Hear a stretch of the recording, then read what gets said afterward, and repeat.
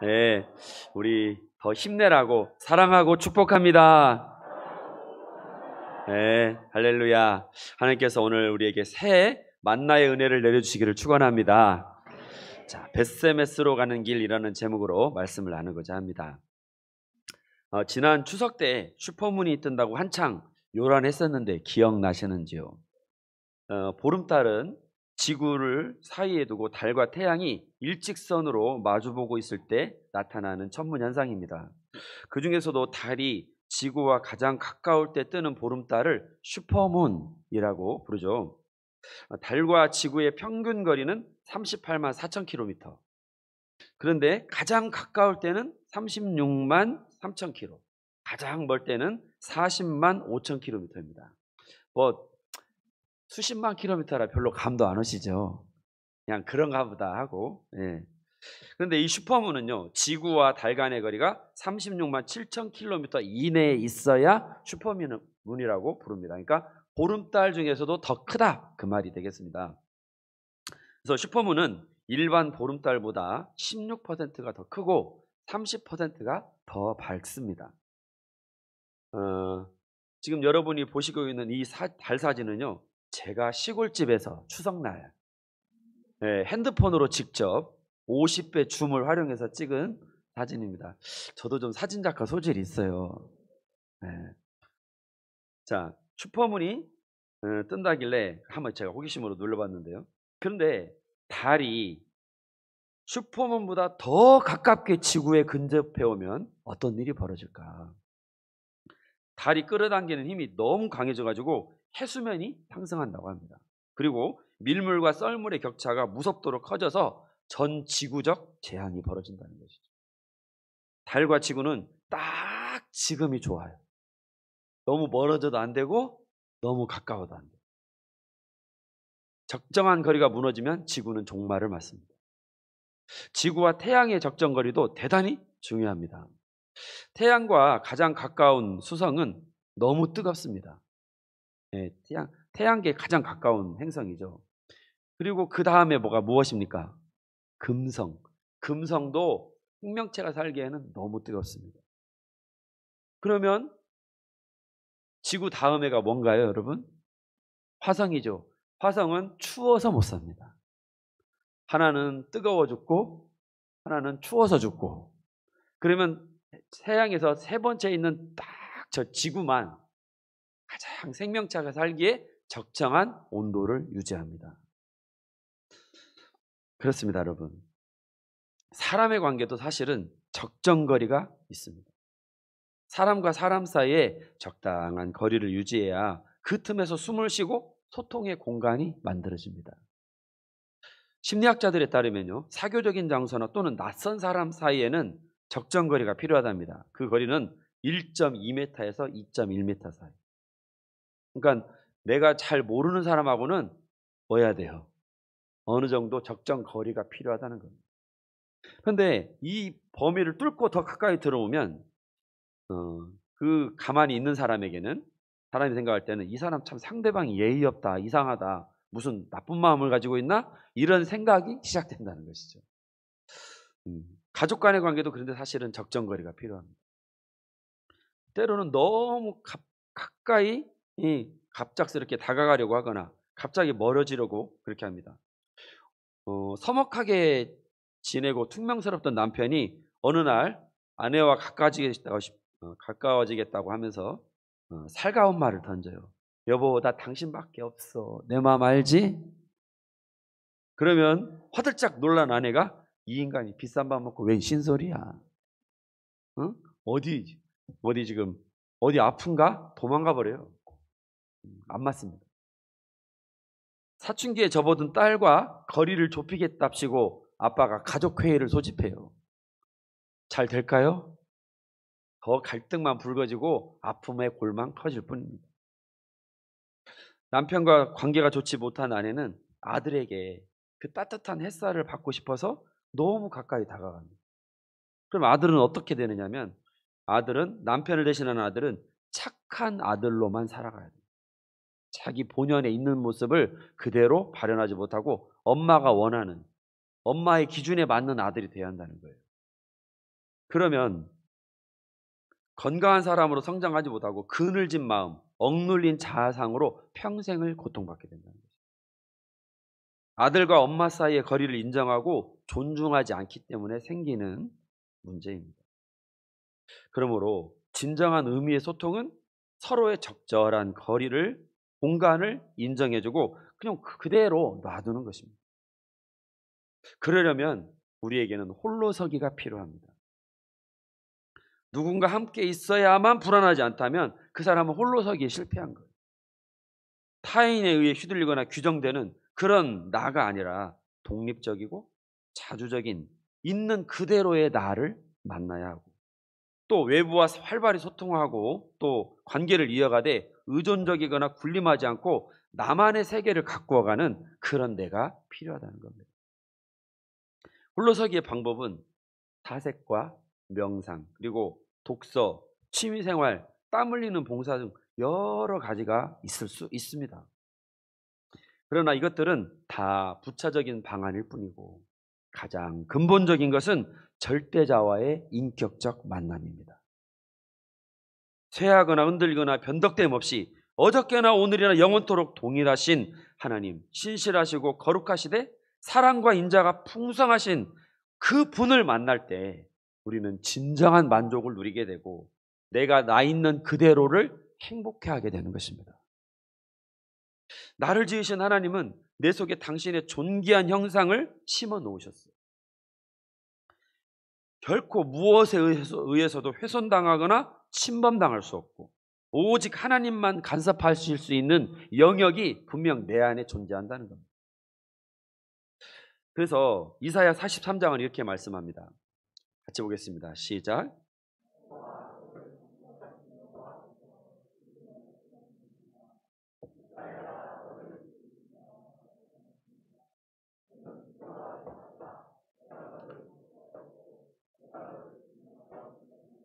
너는 내 것이라.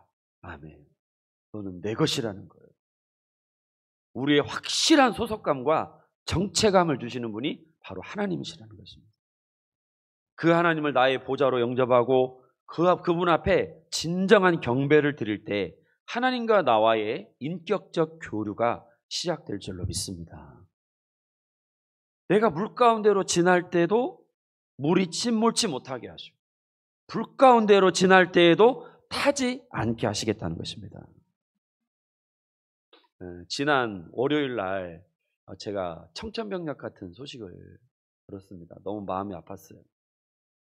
우리 신길이 최분인 권사님의 큰따님이 올해 52세이신데 코로나로 투병하다가 일주일 만에 급성 폐혈증으로 별세했다는 소식이었습니다.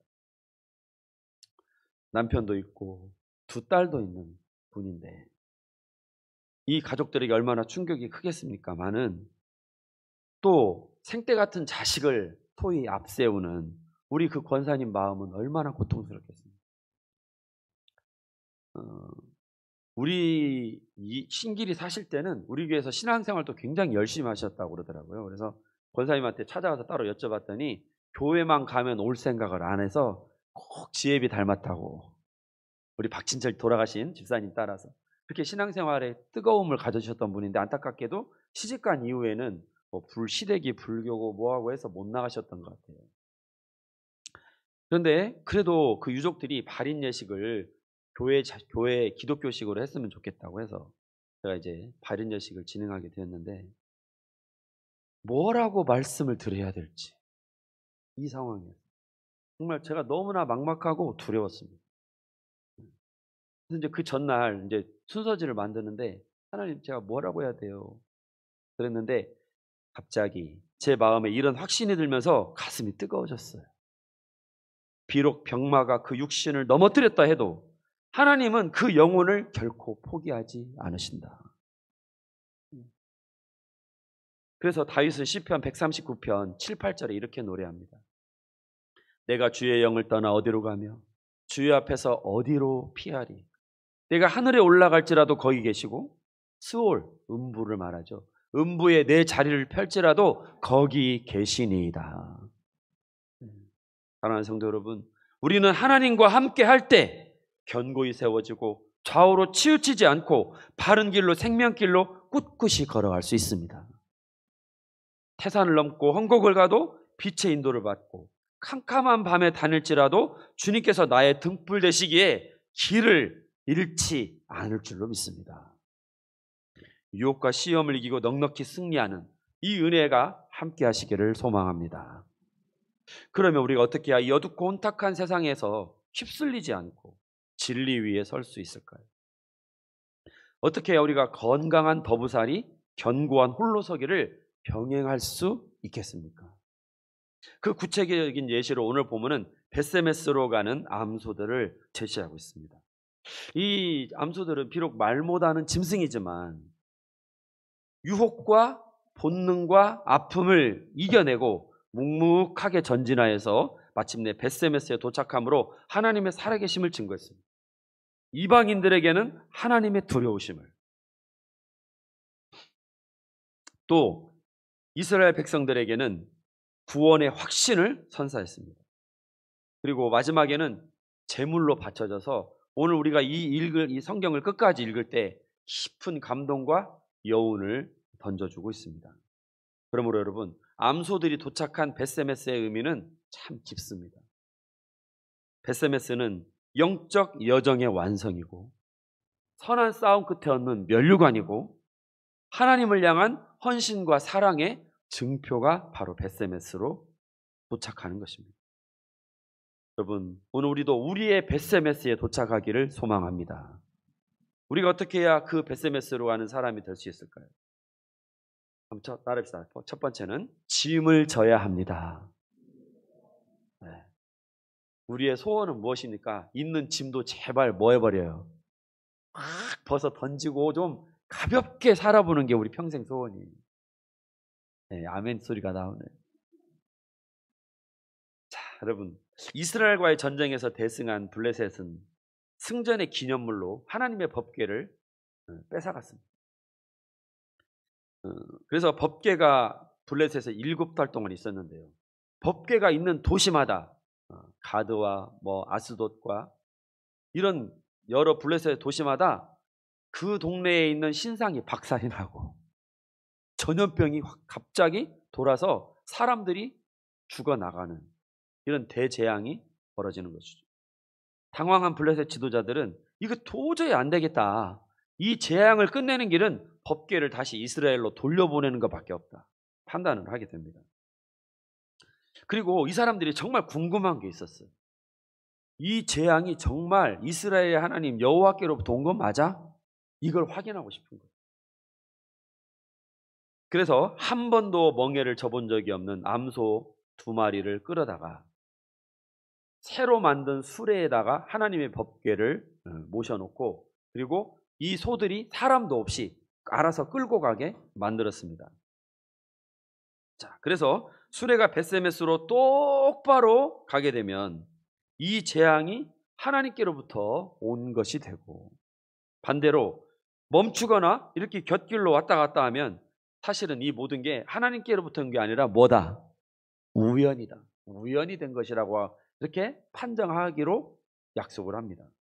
그런데 신기하게도 이 2마리 소는 풀을 뜯으러 길 밖으로 벗어나거나 물을 마시러 시냇물 근처로 가지도 않고 자기 새끼가 있지만 그쪽으로 끌려가지 않고 비록 울기는 했지만 벳세메스라고 하는 이스라엘의 도시를 향해 똑바로 전진하게 됩니다. 에그론에서 이 수레가 출발했는데요. 블레셋의 도시 에그론에서 벳세메스까지는 약 12km 정도 된다고 합니다. 우리 걸으면 30리죠. 30리. 자, 여러분, 소가 30리를 가려면 몇 시간 걸어가야 할까요? 혹시 소장사 하신 분 계신가요? 하루 걸린다고 합시다. 왜냐하면 제가 기억하기에 소가 빨리빨리 가지를 못해요. 그냥 느릿느릿 가니까. 그런데 이 거리를 한 번도 곁길로 빠지지 않고 직진해서 벳세메스로 갔다는 거예요. 함께 12절 봅니다. 시작.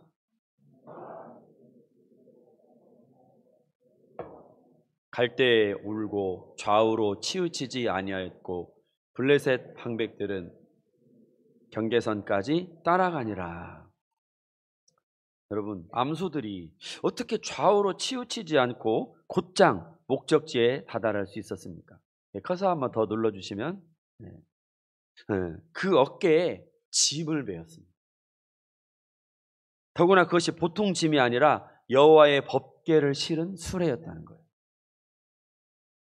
법궤 운반을 통해 하나님의 살아계심이 드러나기에 두 마리 암소는 딴전을 부를 수가 없었습니다. 여러분, 만일 짐이 없었다면, 소에게 이 짐을 지우지 않았다면 이 암소들은 자유롭게 풀을 뜯고 자유롭게 물을 마시고 자기가 가고 싶은 곳으로 온갖 자유를 누리면서 다녔겠죠. 그러나 여러분, 그렇게 되면 자유는 누릴망정 하나님을 증거하지는 못합니다. 여러분, 짐이 없으면 날아갈 것처럼 가벼워도 자칫하면 고삐 뿔린 망아지가 됩니다. 그러나 짐이 있으면 무겁지만 그 덕택에 우리가 분명한 목적을 얻고 무거움을 견디는 인내를 얻습니다. 땀 흘리며 수고하되 하늘의 미랄이 되어서 하나님의 공의를 이루는데 내가 쓰임받게 된다는 거예요. 오늘 이러한 쓰임이 우리와 여러분 사이에 있기를 축원합니다. 어떤 젊은 총각 선생님이 옛날에 시골에서 교편 생활을 했어요. 그런데 학교를 출근하려면 꼭 그 시냇물이 있고 거기를 징검다리를 건너가야 되는 그런 그 구조였습니다. 근데 하루는 이렇게 그 돌이 큰 돌이 있고 그 위에 돛돌이 또 하나 올려 있는데 그 돌이 이렇게 반듯하게 딱 안정되게 접혀 있는 놓여져 있는 게 아니라 이게 끄덕끄덕 해가지고 그걸 밟다가 미끄러져서 물에 퐁당 빠져버렸어요. 이 선생님이 지금 양복 입고 출근했을 텐데 이 모습, 이 꼴로는 도저히 학교를 갈 수가 없는 거예요. 그래서 이제 선생님이 도저히 안 되겠다. 다시 이제 집으로 이제 돌아갔어요. 옷을 갈아입으려고.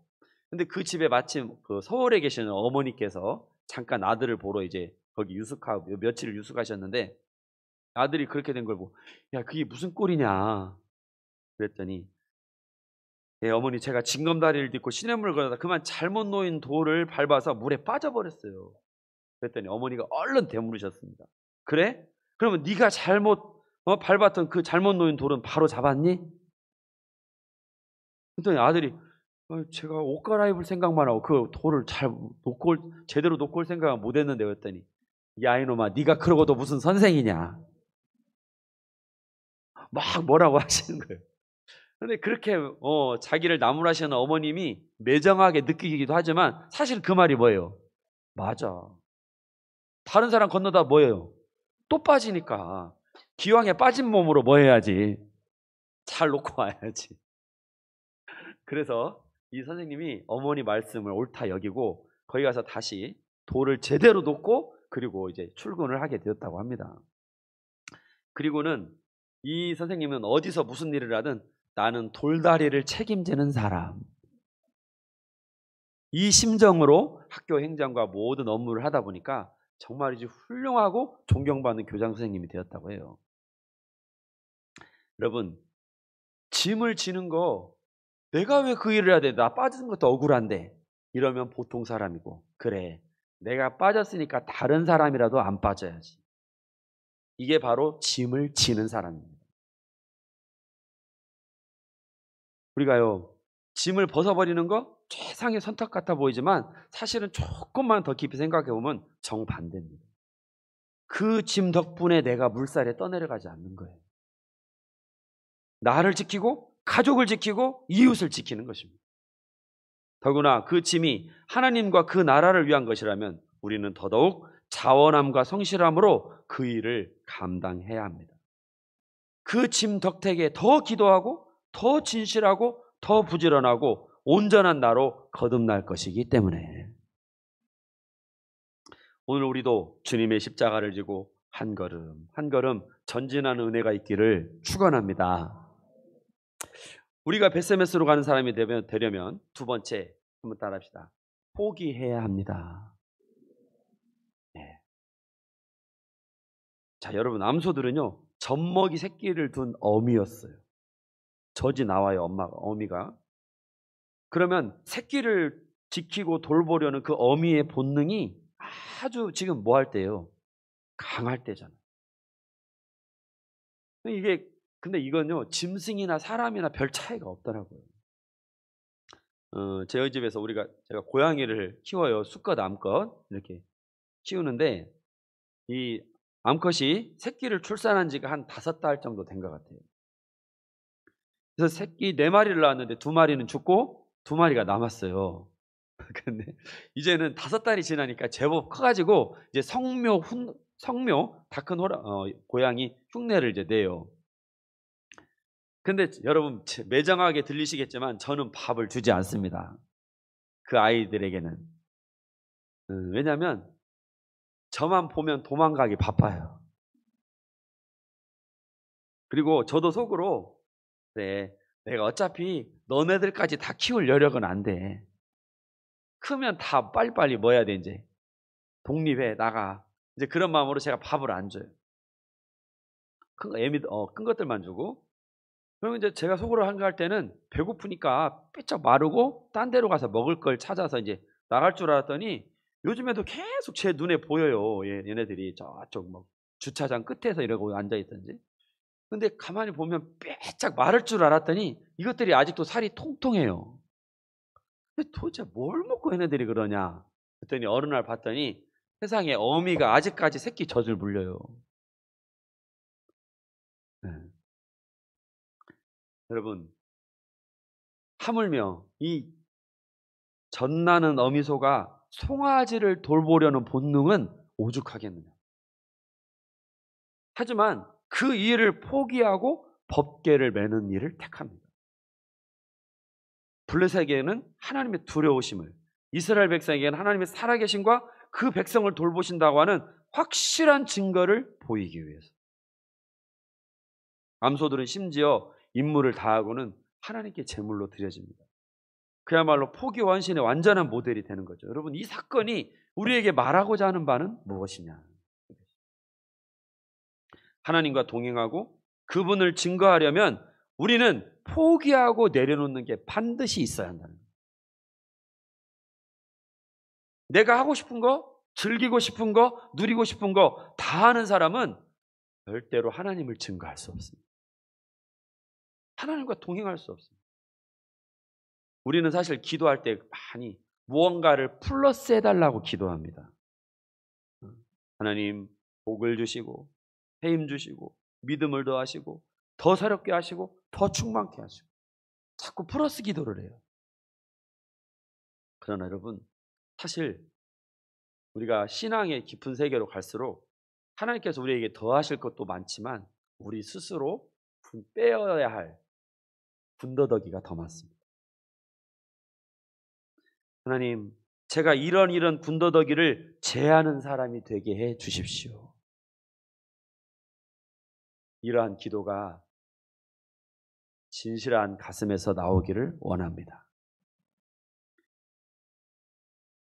좌로나 우로나 치우치지 않고 의의 길, 생명의 길을 걸으면서 우리가 하나님과 동행하기를 원하십니까? 여러분, 포기하십시오. 제가 지난 6월 말에 호남 지역 노예 임원들 전체 회의가 있어가지고 여수를 갔다 온 적이 있어요. 근데 그 회의 전에 경건회를 하잖아요. 그 경건회 하는 그 목사님이 한테서 그 목사님 때문에 제가 엄청나게 충격을 받았어요. 수원 영통구에 있는 보배로운 교회 담임 목사님이셨는데 그 목사님이 설교 내용은 하나도 다 기억 안 나요. 딱 이것만 생각나요. 이분은 5시 반에 새벽 예배를 합니다. 시작해요. 그리고 나서 되게 한 이제 30분이면 끝나잖아요. 새벽 기도에는.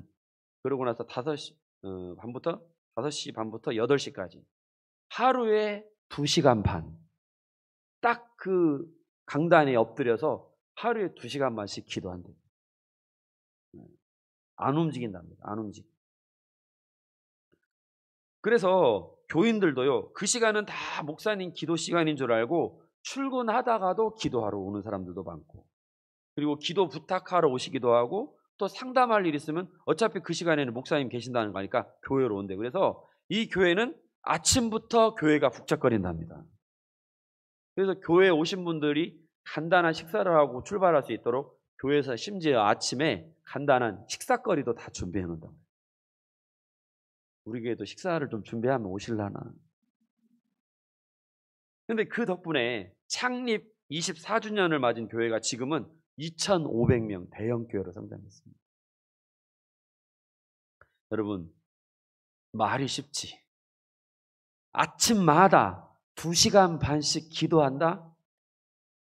여러분, 기도해 보신 분들은 알아요. 어떤 안 해본 사람들은 2시간 반 뭐 책을 읽든지 운동을 하든지 기도는 시간이 징그럽게 안 가요. 해보신 분들은 알지만 2시간 반? 여러분, 제가 참 새벽 예배 오신 분들도 기도를 나름대로 하려고 이를 악물고 오시는데 대개 15분에서 20분이면 다 가고 안 계셔요. 못해요. 이게 기도가 잘 되지도 않을 뿐더러 무료하고 그냥 졸리고 그냥 못해. 그런데 하나님께 마음 깊은 곳 중심을 들이고 깊이 뿌리를 내리니까 이러한 역사가 일어나더라는 거예요. 그 목사님도 그분의 아침에 이것저것 하고 싶은 거 얼마나 많을까요? 연세가 있으니까 새벽 기도에 끝나면 좀 쉬고 싶고, 아니면 편안한 마음으로 독서도 하고 싶고, 클래식 음악도 듣고 싶고, 이제 얼마 안 있으면 은퇴하시더라고요. 그러니까는 몸 건강을 위해서 운동도 하고 싶고, 하여간 뭔가 이렇게 움직이고 싶으실 거 아니에요. 그분도 사람인데. 그러나 그것들 다 내려놓고 포기하고 하나님 앞에 엎드리니까 부흥의 역사가 나타납니다. 그래서 저도 제가 충격을 받았다고 했잖아요. 그래서 저도 조족지열 흉내라도 내보자는 뜻에서 저는 아침 기도 40분. 예. 여러분이 저를 보는 표정이 그럼 그것도 안 했어요? 라고 하실지 모르겠지만 참 사실 부끄럽습니다. 저도 목사로서. 그런데 그래서 제가 새벽 기도가 5시 20분에 끝나요. 되게 이제. 그러면 무조건 하나님, 내가 40분 6시까지는 기도가 되든 졸립든 내가 하나님 앞에 앉아 있겠습니다. 그래서 40분을 기도하면요 상당히 긴 시간이에요, 여러분. 그래서 우리 교인들 기도 다 하고 나니까 시간이 남아. 그래서 뭔 기도도 하냐면 이제 우리 시찰의 기도, 우리 노회 기도. 그래서 제가 큰 사람이 되었어요. 그러니까 여러분, 제가 약간 이제 말이 빗나갔지만 그거 그렇게 하고 났더니 제 한 석 달, 이제 넉 달째 접어드나 봐요. 그랬더니 얼마 좋은가 몰라요. 제가 하고 싶은 걸 못하는 그 부자유함과 답답함은 있지만 제 영성은 너무 좋아지는 것 같아요. 여러분, 저를 위해 기도해 주세요. 이제 1시간씩 기도하는 사람이 되달라고.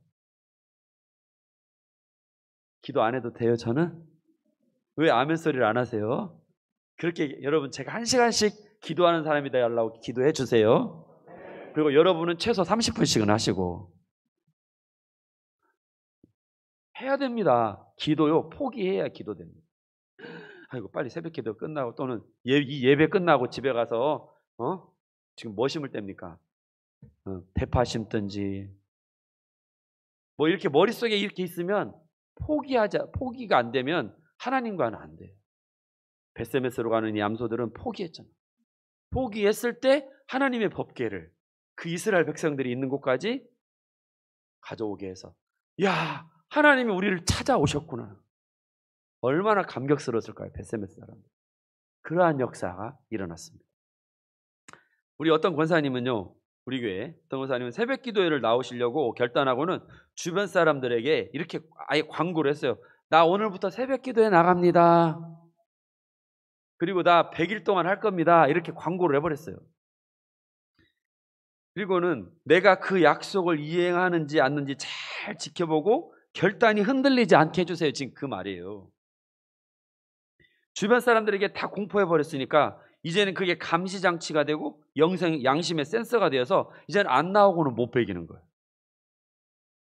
새벽에 사람이 되려면 아침잠 포기해야죠. 저녁 늦게까지 노는 거 포기해야 합니다. 가능한 회식 자리도 삼가야 됩니다. 내려놓을 게 한두 가지가 아니에요. 그러나 그 덕분에 하루의 시작을 주님과 함께, 할렐루야, 우리 몸과 마음이 하나님을 향하고 성령의 불로 타오르게 될 줄로 믿습니다. 그러므로 벳세메스로 가는 길은 포기하고 내려놓는 데서부터 시작됩니다. 성도 여러분, 우리는 세상의 한복판에서 거룩한 천성을 향해 가도록 부름받은 벳세메스의 암소들입니다. 이제 소들이 벗개를 모신 수레를 끌듯 우리도 십자가를 지고 거룩한 부담감이 우리를 하늘의 백성으로 거듭나게 하도록 좌우로 치우침 없이 바른 길을 걷기를 원합니다. 하나님은 우리의 벳세메스, 하나님 나라와 그 영광을 위해 우리를 힘을 주실 것이며, 그래서 우리가 그렇게 그 길을 갈 때 30배, 60배, 100배의 결실을 거두게 될 줄로 믿습니다. 이 은혜가 함께 하시기를 주님의 이름으로 축원합니다. 기도하겠습니다. 하나님, 사람보다도 못한 미문이라고 우리는 무시하지만 하나님의 은혜가 소들에게 임할 때 그들이 비록 뒤에 남겨둔 어린 송아지들을 기억하며 울었지만 좌우로 치우치지 않고 벳세메스를 향해 똑바로 걸어가게 되었습니다. 하나님, 오늘 우리에게도 이 길을 걷기를 원하시는 줄 믿습니다. 하나님, 우리가 십자가를 지게 하시옵소서. 하나님, 여전히 세상에 속한 탐심과 또 미혹들을 다 포기하고 하나님을 택하게 하여 주시옵소서.